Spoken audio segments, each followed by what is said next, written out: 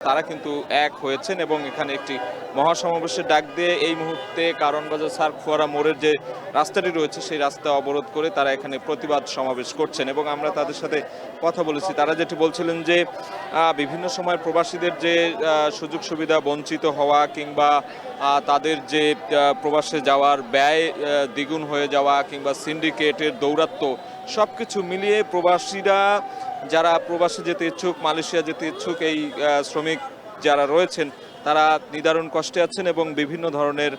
সমস্যায় পড়েছেন। তারা বলছিলেন যে এই ধরনের তাদের যে সমস্যাগুলো সেগুলো সমাধানের উদ্যোগ নেয়ার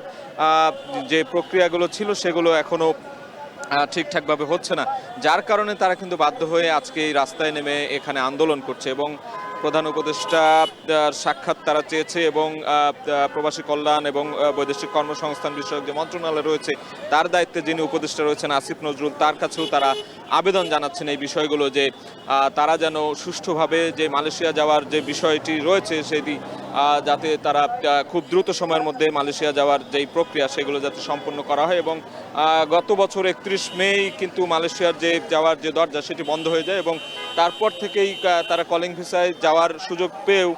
তারা যে যেতে পারেনি সেই বিষয়টি কিন্তু তারা বারবার বলছিলেন এবং সিন্ডিকেটের দৌরাত্মের কারণে তাদের যে প্রবাসে যাওয়ার যে ব্যয়ভার সেই ব্যয়ের খরচও কিন্তু অনেকখানি বেড়ে গেছে। তাদের দ্বিগুণ খরচ করতে হয়, ব্যয় করতে হয়। অন্যান্য দেশে আমরা দেখেছি যে দক্ষিণ এশিয়ার শ্রীলঙ্কা, নেপাল থেকে শুরু করে অন্যান্য যে দেশগুলো রয়েছে তাদের যে ব্যয় সেই ব্যয়ের থেকে কিন্তু বাংলাদেশে দ্বিগুণ ব্যয়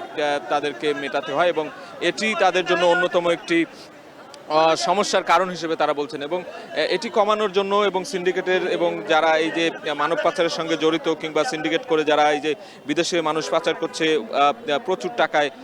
2 গুণ 3 গুণ টাকায়, সেই বিষয়গুলো যাতে নজরে এনে সমাধান করা হয় দ্রুত সময়ের মধ্যে সেই দাবিগুলো কিন্তু তাদের মধ্যে উঠে এসেছে এবং তারা এখানে দিনব্যাপী অবস্থান করবে বলে আমরা জানতে পেরেছি। এই মুহূর্তে দেখছি যে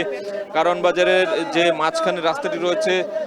সার্ক ফোয়ারার সেটিকে তারা বন্ধ করে দিয়ে একেবারে এখানে দাঁড়িয়ে গেছেন এবং দিনব্যাপী এই আন্দোলন করবেন দাবি আদায় না হওয়া পর্যন্ত, আমরা সেটি জানতে পেরেছি এবং তারা মালয়েশিয়া যাওয়ার যে আকুতি সেই আকুতি কিন্তু তারা প্রকাশ করছেন এই আন্দোলনের মাধ্যমে। তো এই মুহূর্তে এই ছিল আমার কাছে সবশেষ। পরবর্তী বুলেটিনে হয়তো আমরা এখানকার পরবর্তী আপডেটগুলো জানাতে পারবো। রাজধানীর কারওয়ান বাজারে বিক্ষোভ করছেন মালয়েশিয়া যেতে না পারা শ্রমিকরা। এ নিয়ে বিস্তারিত জানাতে যুক্ত ছিলেন সাজিদ আরাফাত।